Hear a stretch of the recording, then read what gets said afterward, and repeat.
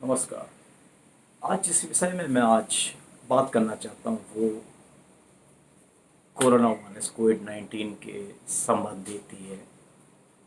China is in the news for last 4-5 months for all the wrong reasons और इसकी शुरुआत हुई थी कोविड-19 कोरोना वायरस से, जो कि चाइना के वुहान इंस्टीट्यूट ऑफ वायरोलॉजी से किसी तरह से लीक हो गया था। और उसके बाद वो वुहान में, चाइना में, और उसके बाद सारे विश्व में फैल गया। और इस वायरस की वजह से पूरे विश्व में जो आज स्थिति है वो बहुत ही चिंताजनक है। वो अकल्पनीय और असहनीय स्थिति है, क्योंकि लाखों लोग इसकी वजह से अब तक मारे जा चुके हैं पूरे विश्व में, और अभी तक कोई ठोस इलाज इसका अभी तक नहीं आ पाया है, और सारे लोग इसकी वजह से बहुत त्रासदी में हैं। किसी ने सपने में भी शायद नहीं सोचा होता कि इस एक छोटे से वायरस की वजह से, कोविड-19 कोरोना वायरस की वजह से, विश्व के सबसे शक्तिशाली, सबसे समृद्ध देश इस तरह बेबस और लाचार हो जाएंगे, जिसकी कल्पना शायद किसी ने कभी की भी नहीं थी। और ये एक कारण था जो विश्व के बहुत सारे राष्ट्र चाइना से खफा हैं, नाराज हैं। और इसके साथ ही दूसरा जो एक रिसेंटली एक्शन शुरू हुआ है चाइना की तरफ से, वो है कि जो मिलिट्री डिप्लॉयमेंट का, चाइना जिस तरीके से इंडिया चाइना बॉर्डर पे और लेह लद्दाख पे जिस तरह से आर्मी डिप्लॉय कर रहा है, वो भारत के लिए नहीं, पूरे विश्व के लिए एक चिंता का विषय बना हुआ है। सोचने के लिए उस पर सभी लोग विचार कर रहे हैं। इसके साथ ही चाइना के अपने अंदरूनी बहुत सारे मुद्दे हैं। हांगकांग का केस है, ताइवान है, और चाइना के अंदर भी जो एक स्थिति बनी हुई है, वो सब कुछ होते हुए, और साथ साथ ही चाइना जो साउथ चाइना सी में जो मिलिट्री डिप्लॉयमेंट किया हुआ है, उससे भी यूएस और बहुत सारे दूसरी कंट्रियां खुश नहीं हैं। और वो इस बारे में बहुत सीरियसली आपको सोच रहे हैं। यूएस ने अपने इवन शिप्स और एयरक्राफ्ट वगैरह भी डिप्लॉय करते हैं इसको काउंटर करने के लिए। तो हम आज इस विषय में बात नहीं करेंगे। हम बात करेंगे कि आज जो वर्तमान परिस्थिति विश्व में बनी हुई है, जो चाइना के प्रति एक आक्रोश अ, दूसरे राष्ट्रों में है, जो बहुत बड़े एक चाइना से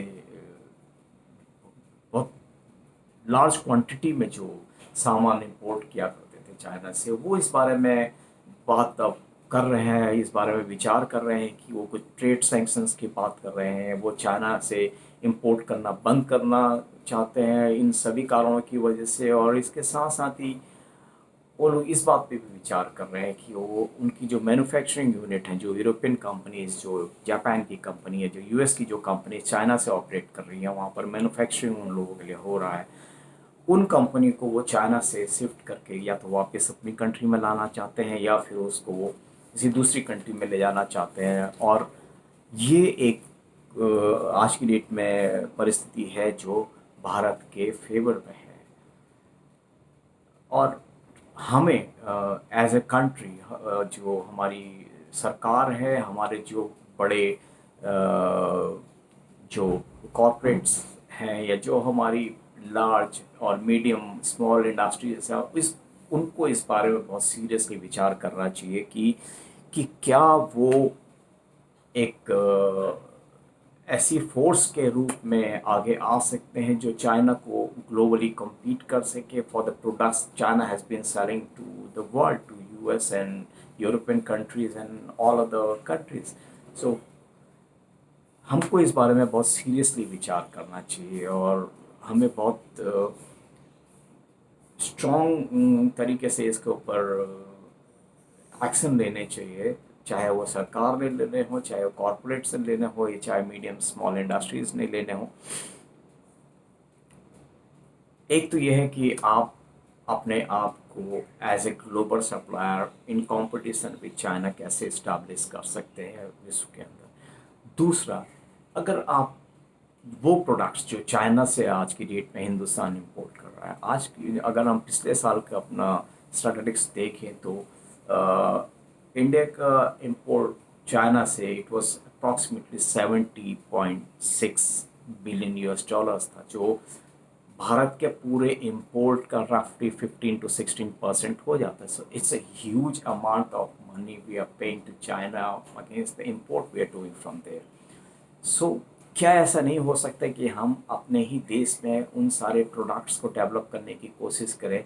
क्या हमारे अंदर वो कॉम्पिटेंस और कैपेबिलिटी नहीं है कि वो प्रोडक्ट्स को हम लोकली डेवलप कर सकें, और जो ये हम चाइना से इंपोर्ट कर रहे हैं वो इंपोर्ट हम बंद करें, ताकि हमारे जो संसाधन है, हमारी जो मैन पावर है, हमारा जो पैसा है वो इस कंट्री में रहे, और हम देश के आंतरिक डेवलपमेंट के लिए, जो हमारी अपने देश की खुद की डेवलपमेंट है, उस पर वो पैसा खर्च हो, लोगों को एम्प्लॉयमेंट मिले और बेरोजगारी दूर हो, भुखमरी दूर हो। ये सारी चीज़ें हो सकती हैं अगर हम इस विषय में सोचें और इसके ऊपर कोई कारगर कदम उठाएं तो।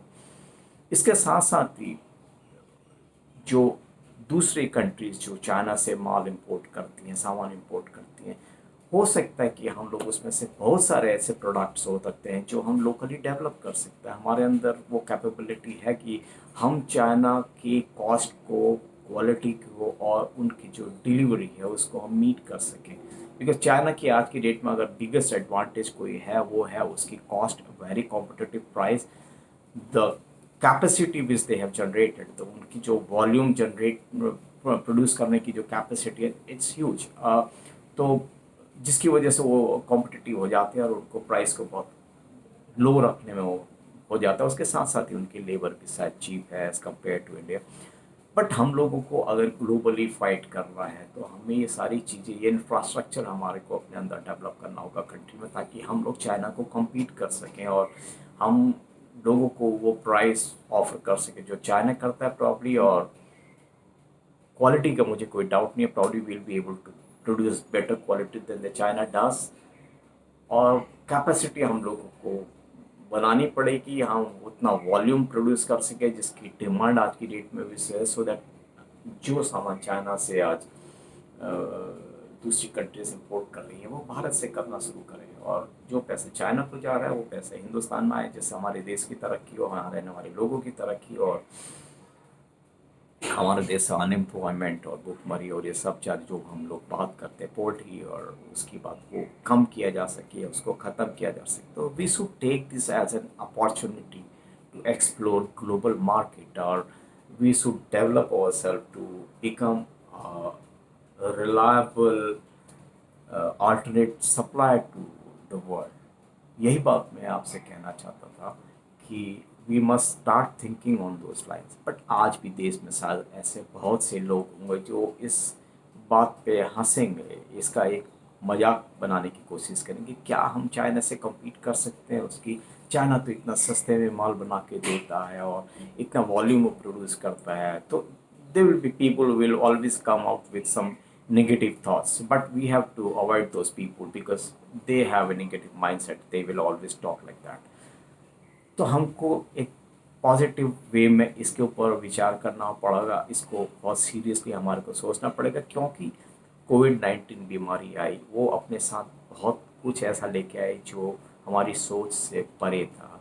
बहुत दुख, भुखमरी, बेरोजगारी, बहुत कुछ वो लेके आई अपने साथ में। लेकिन एक ये अवसर भी आया कि हम इस अवसर का एज ए कंट्री फ़ायदा उठाएं, एज ए नेशन फ़ायदा उठाएं और अपने देश की तरक्की में भागीदार बने।